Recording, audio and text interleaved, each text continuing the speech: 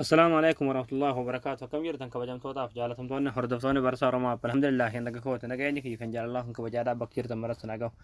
إقادا وتوتن كيا برم سراغ أنا كيسات وانا نسم برسيسو حالا نمني برودا يو إيمو كيسان سني ولين فايدة مترات بيكو تندي سني في أكسما نمني يو سني ولين فايدة مترات نم سني ولين فايدة متروسان إيمو كيسان كيسا وفر باسوس دندي سني وكم بافتوس دندي سنة نسم برسيسو هيا daawwattoota kiyya namni biroodhaa iimoo keessan isinii waliin fayyadamutti jiraatu beekuudhaaf iimoo keessan keessa ni galtanii achi booda as gaditti jechuudha fakkii ida'uu kanarratti kilikni gootanii achi booda moor kajaajila irra kilik gootanii achi booda seetingis kajaajila irra kilik gootanii achi booda account and security kajaajila irra kilik gootanii achi booda manage device kajaajila irra kilik gootanii egaa daawwattoota kiyyaa kun akkuma asirratti argaa jirtan jechuudha yoo haala kanaan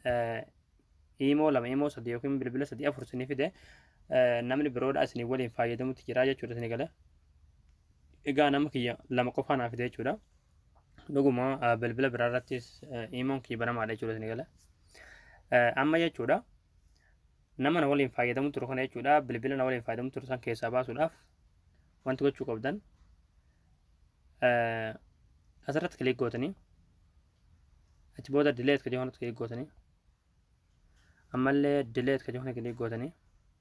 أمالي أوكي كليك قوتني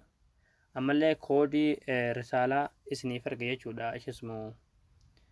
بالبلا لاكوس بالبلا كيسنرات سنيفر جاي شودا كودي سنيجله أما كانوا أكو مسألة ترجع يرتني شودا إيمو تكوش كنا قفاتو جري شودا أنا قفاتون فايدة متري شودا إيمو كي كنا من أولين فايدة متنجروا شودا حالا كنا تهقفا سنيباسه سنما قفاتون إيمو كيسن فايدة متري شودا نم سني ولي فايدة متنجروا غرو يو لما سدي حالا كنا سنيباسه حالا نم سنتي سنتقر سنيجي شودا namni isinii waliin fayyadamutti jira jechuudha. Haala kanaan namni biroodhaa yoo imoo keessan isinii waliin fayyadamutti jiraate beekuu dandeessanii akkasuma immoo haalumaan amma isinitti agarsiise kanaan yoo namni isinii waliin fayyadamutti jiraate ofirraa nama keessan baaftanii